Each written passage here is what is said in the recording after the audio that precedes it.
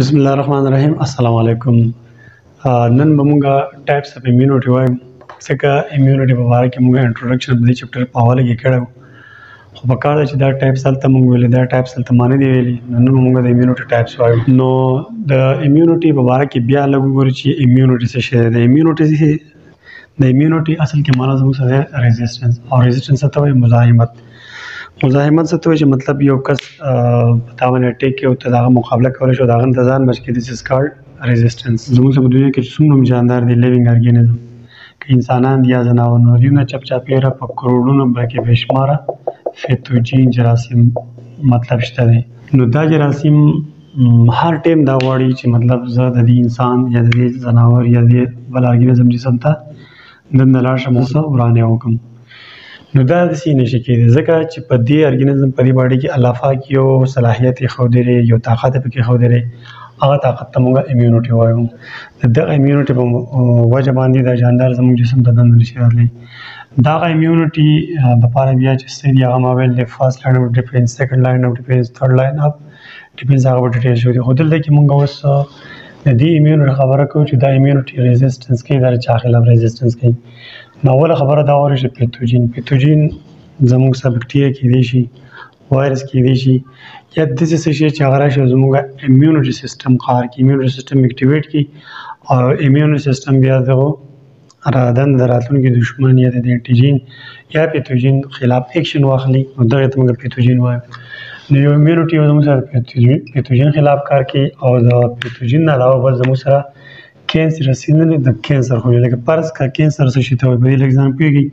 دا زموږ چې خولۍ ده او په دې کې څه میوټیشن وشو، او دا مطلب اوس ریپرډ ایریګولر سیل ډیویژن کوي، نو دا به زر سیل ډیویژن کوي، دا به یو غټ شی جوړېږي. ټیک ده، دا کومه خولۍ ده؟ دا چې کومه د لیونۍ شوه یا کینسر پکې ولګېد، زموږ دا امیونټي یا زموږ امیون سیسټم به دا خولۍ هم ختموي. چې دا یې ختمه کړو نو دا به بیا تقسیمېدو ته نور ختمه به شي که نه. نو که فرض کړه زموږ امیون سیسټم دا د کینسر دا خولۍ نه ختمولی، نو بیا به د هر چا په جسم کې په مخه کینسر وي، مسله به وي. نو دویم کار زموږ امیون سیسټم دا چې د کینسر خولۍ به ختموي، او بل زموږ سره ډیډ سیلز. ډیډ سیل دا چې زموږ په دې جسم کې بعضې دي چې خولي چې هغه انفیکټډ شي، د وایرس یا د بکټیریا یا د څه د وجې انفیکټډ شي، مړی شي، نو دغه هم زموږ د جسم کې بیا فالتو دي، دغه هم لرې کول غواړي. نو دا به څوک لرې کوي؟ دا به زموږ سره امیون سیسټم یا امیونټي لرې کوي. اوس چونکې امیونټي خو یو کار دغه کوي، یو ریزिस्टेंस چې څوک کوي، دا زموږ سره کوي امیونو سیسټم، یې راسره کوي امیونو سیسټم.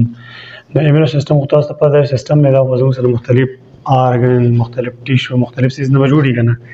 لکه په دغه کې مطلب زموږ سره WBC خولي او لیمفیټک سیسټم دی پکې، او سپلین، ټیک ده، او بل بون میرو، بل تایمس. دا ډېر ښه سټرکچر دی چې دا ټول سټرکچر په شریکه راجمع شي او موږ له امیون سیسټم جوړوي، امیون سیسټم موږ بیا کوي امیونټي. نو دې نه علاوه نور سټرکچر هم دی، WBC، لیمفیټک سیسټم، سپلین، بون میرو، تایمس نه علاوه داسې نور څه پروټین وغیره ډېر داسې سټرکچر زموږ په دې وجود کې اویلیبل دی چې هغه به زموږ سره د دې امیونټي کې به هغه کردار ادا کوي. بهرحال دا خبرې الریډي شوي ده، کومه چې ما نن وکړې. نن به موږ اصل ټاپک کوم دی، ټایپس اف امیونټي.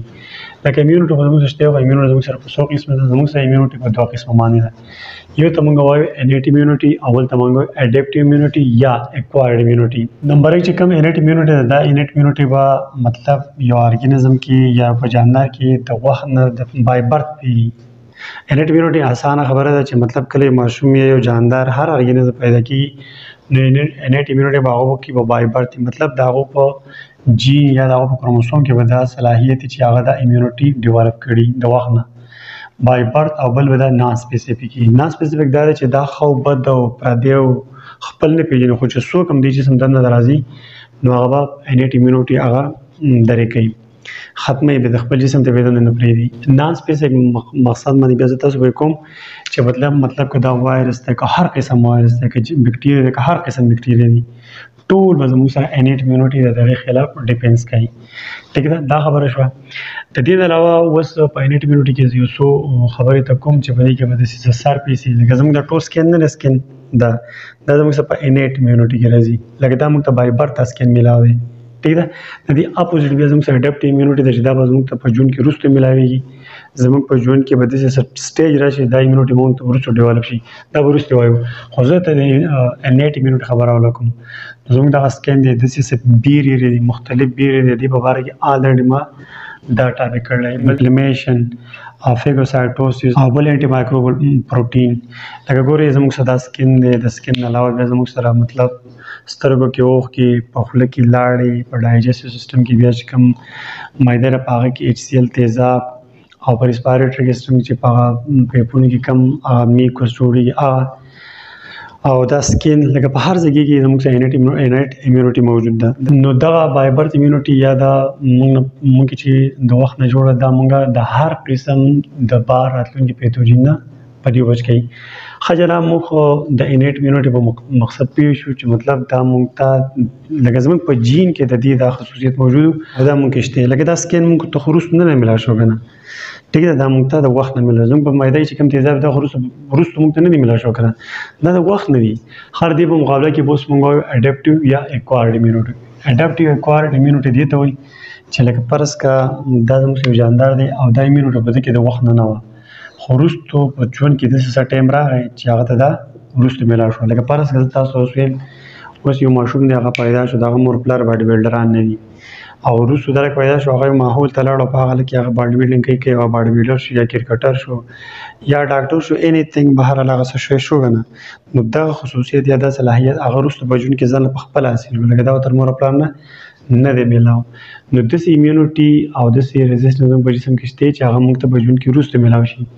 نو ګوره د دې اډاپټیو یا اکوارډ ایمیونټي زموږ سره ډیولپمنټ څنګه کېږي. کله دې جاندار ته څه ډیزیز ولګي، ډیزیز یا څه بیماري یا څه مسله ورته راغله، نو په دغه دوران کې به د دې بیمارۍ خلاف په دې جسم کې دنده دا ایمیونټي دغه جوړېږي. لکه فرض کړه دنده دا انټیجن راغی او دې انټیجن خلاف زموږ سره دې باډي دا کوم ټي سیلز بي سیلز ماته ستایلو د هغو خلاف د کار شروع کړو که نه، نو دا وروسته ډیولپ شو، د وخت نه دا نه وه. کلیر. بل فاردر اټیک.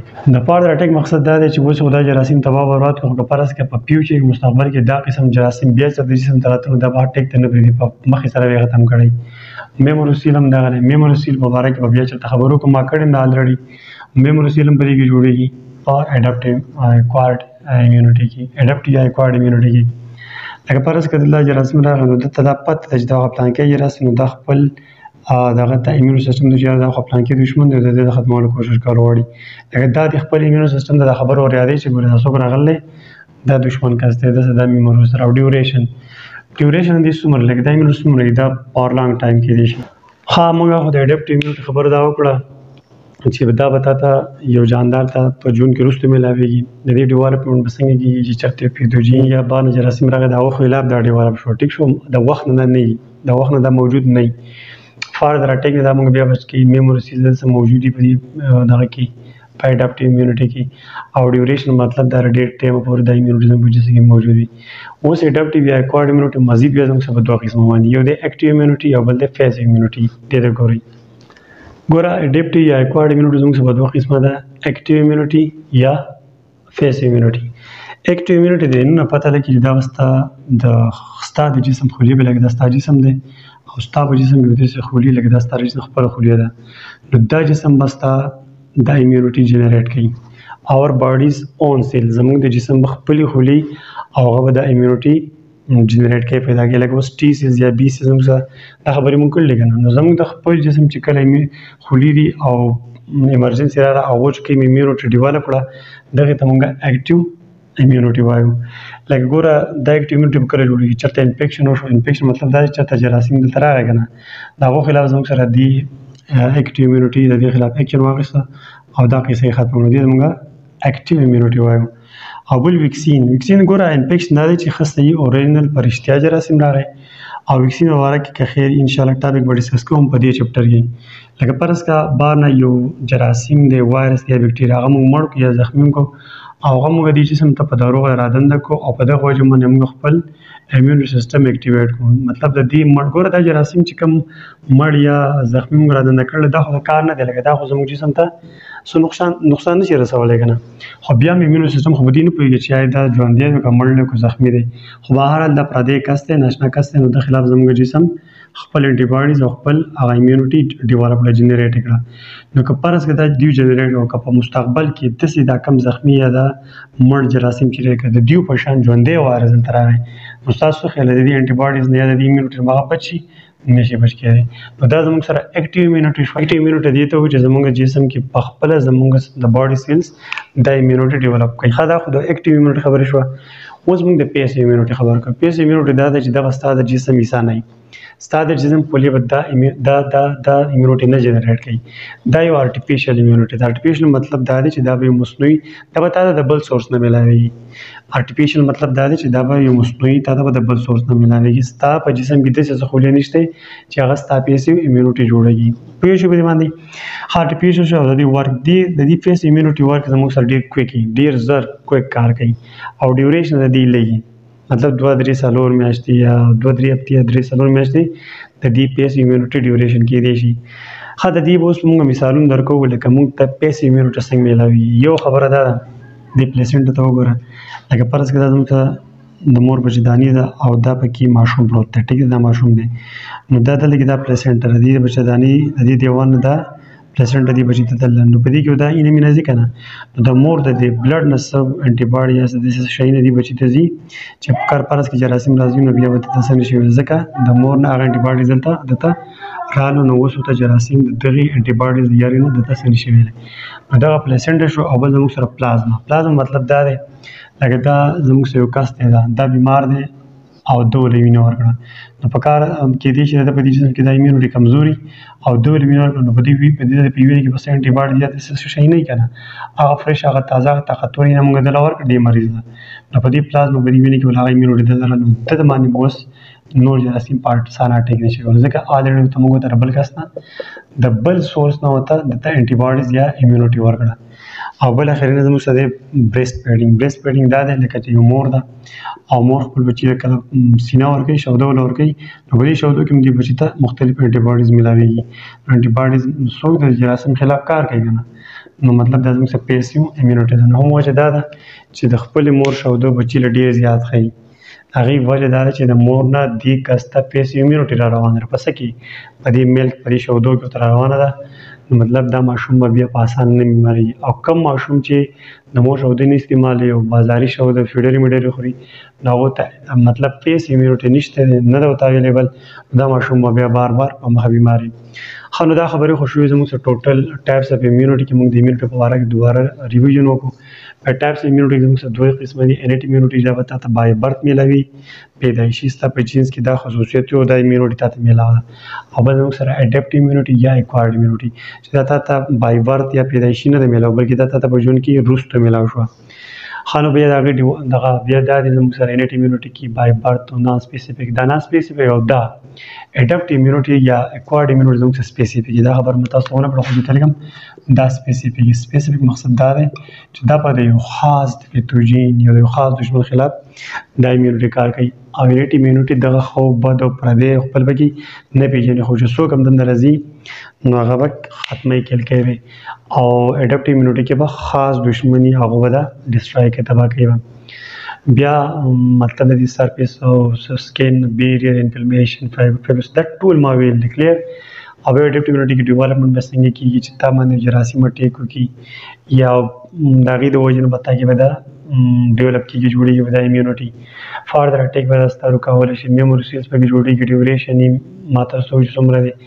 بیا اډاپټ ایمیونټي ما په دوه کې بیا تقسیم کړه. اکټیو ایمیونټي به د جسم کې دنده جنریټ کیږي استا خولي په خپل جوړي استا د جسم خولي به د ایمیونټي جوړي لکه یا اوريجنل هارت اٹیک انفیکشن وشي یا تعالی موږ خپل ایمیونټي سیستم د ویکسین په مدد سره دوکا وکړو انټي باډیز په دوکا جوړ کړو نو دا یو ایمیونټي د اکټیو ایمیونټي. پیسیو ایمیونټي دي ته چې د ایمیونټي بستا د جسم یو خولم دا ایمیونټي نه جنریټ کې نه به جوړي بلکې دا وتا د بل سورس نه ملاوي. نو زه امید کوم تاسو په دې ټاپک باندې پوه شئ ان شاء الله په بل ټاپک کې بیا ملاقات کیږي. ثانک یو الله حافظ.